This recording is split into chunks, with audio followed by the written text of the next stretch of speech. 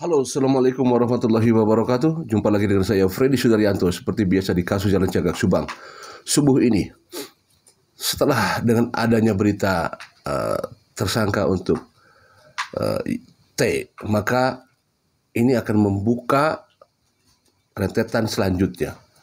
Karena bisa diduga bahwa dengan T dijadikan tersangka, berarti otomatis akan membuka siapa yang ada di belakang. Siapa yang ada di belakang T ini?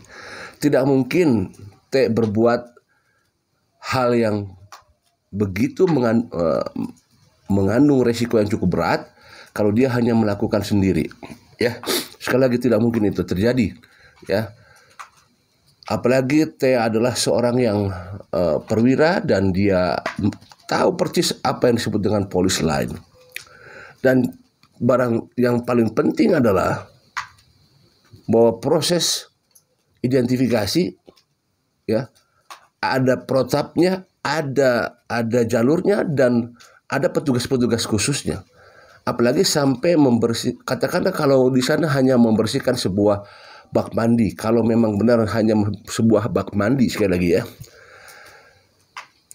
Nah, jelas bahwa ini memang sebuah hal yang memang mengandung risiko yang sangat besar. Makanya sekarang tidak mungkin T itu melakukan sendiri. Bisa diduga bahwa ada di belakang T. Bisa diduga siapa di belakang T. Tentunya sekali lagi tidak mungkin sendiri. Dan juga tidak mungkin bisa diduga bisa lebih dari 2, bisa lebih dari 3. Berarti apa? Di sana ada sebuah koordinasi. Ada sebuah rapat, ada sebuah meeting yang bisa memberikan suatu hal yang bahwa ini jangan sampai terungkap. Coba bayangkan ya, ini bayangkan kalau misalkan sekarang Ramdhanu, Pak Yosep, ya berdua nih setelah pasca kejadian terus diam tutup mulut sampai 2 tahun, mungkin tidak. Rasanya tidak mungkin, sepertinya tidak mungkin ya. Karena terbukti dengan adanya obstruction of justice. Sekarang begini, kalau misalkan mereka semua tidak mengetahui, ya, tidak mungkin terjadinya ada obstruction of justice. Apa kepentingannya coba untuk membuat suatu perintangan terhadap penyelidikan? Apa coba untungnya? Ya kan? Karena belum diketahui siapa pelakunya. Makanya berarti sebenarnya mereka sudah tahu siapa pelakunya. Ya, makanya ada perintangan ini kan garis lurus dengan tahu pelakunya. Ya, mereka tahu pelakunya. Seolah demikian. Karena kenapa? Kalau misalkan Pak Yosep dengan Ramdhanu tidak cerita, tutup mulut selama 2 tahun, ya, apa mungkin ada orang yang melakukan obstruction of justice? Nggak ada kepentingannya dong. Coba bayang, kita bicara logika aja. Mungkin tidak kalau misalkan orang melakukan perintangan sementara dia tidak tahu siapa pelakunya. Buat apa? Buat apa? Sedangkan perintangan itu adalah melakukan hal di mana dia berusaha untuk menolong seseorang, kan gitu. Merintangi itu kan ada maksud untuk menolong supaya kasus ini tidak terungkap. Maka ada orang yang diperjuangkan di sana. Kan ini luar biasa. Ya, berarti orang-orang sebenarnya mereka sudah pada mengetahui. Nanti kita cek siapa orang-orang yang ada dalam lingkaran T itu pada saat dia melakukan suatu obstruction of justice, siapa orang-orang di sana. Banyak berarti orang-orang yang sudah tahu kalau begitu. Secara logika, berarti banyak yang orang-orang yang sudah tahu bahwa pelakunya ini. Berarti perintangannya banyak. Membuat skenario, membuat tutup mulut dan lain sebagainya. Padahal sudah jelas-jelas, ya. Ini kan kita bermain logika ya, sekali lagi.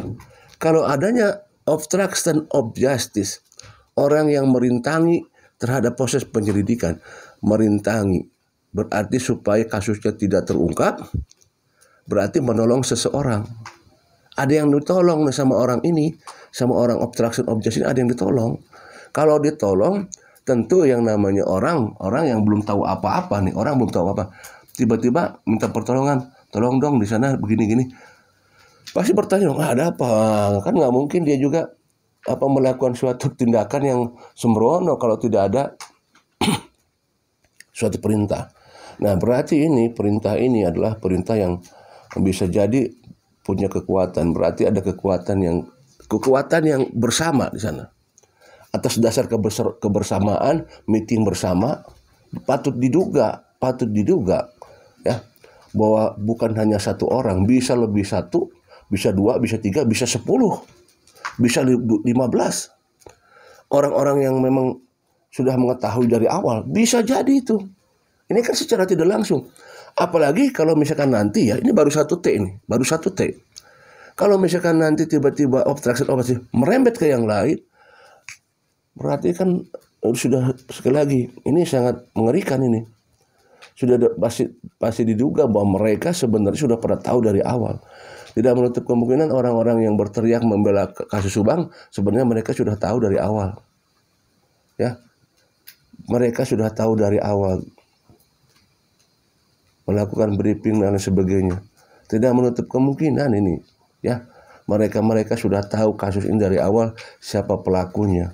Tetapi mereka diam saja, dan ini patut diduga juga ikut menyembunyikan secara tidak langsung demikian. Patut dicurigai ini. Patut dicurigai. Ya, ini sebenarnya bisa jadi yang kepanasan juga banyak ini sebenarnya. Ya. Ya, karena apa? Karena ini dilakukan obstruction of justice 1 hari pasca kejadian. Luar biasa. Berarti di awal-awal sudah ada briefing, sudah ada skenario dan lain sebagainya. Dan pasti bahwa briefing dan skenario itu bukan hanya dilakukan 1 hari, tapi terus berlangsung. Bagaimana untuk menindaklanjuti selanjutnya. Apa yang harus dikaburkan, apa yang harus dilenyapkan, apa yang harus dihilangkan. Bikin skenario, bikin pola-pola, saling tuduh dan lain sebagainya. Dibuat sandiwara.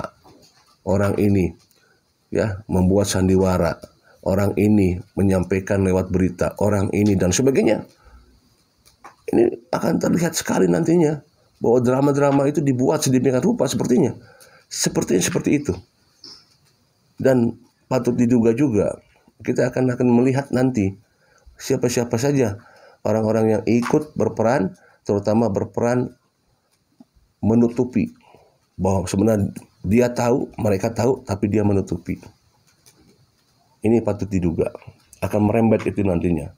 Ya, apakah akan ada kejutan-kejutan atau hal yang sangat luar biasa yang kita tidak duga selama ini? Ya kan? Ini kita bermain logika saja. Kalau terjerat, berarti obstruction of justice sudah dimulai dari awal. 1 hari, tanggal 19. Ada siapa lagi di sana? Sorenya, tanggal 19, ada juga beberapa orang di sana. Berarti sudah dimulai obstruction of justice dari awal. Dan di sanalah ada briefing, di sanalah ada perkumpulan, di sanalah pertemuan.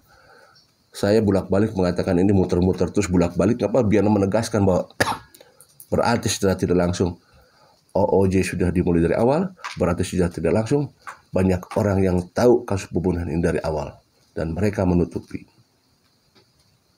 Assalamualaikum warahmatullahi wabarakatuh.